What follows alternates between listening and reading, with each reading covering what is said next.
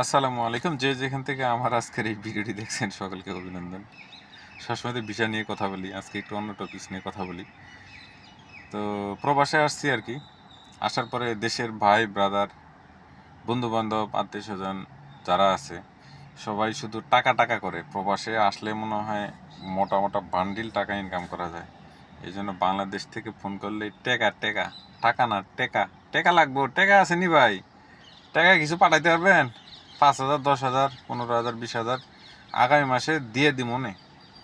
খালি টেকা টেকা করে। আমার মনে হয় তাই যারা প্রবাসে যারা আছেন তাদের ক্ষেত্রেও মনে হয় সেম অভিজ্ঞতা আছে। বাংলাদেশ থেকে ফোন করে খালি টাকা চায়।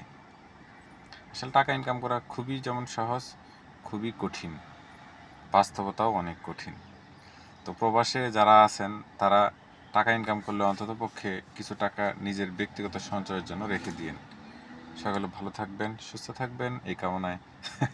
আসসালামু আলাইকুম।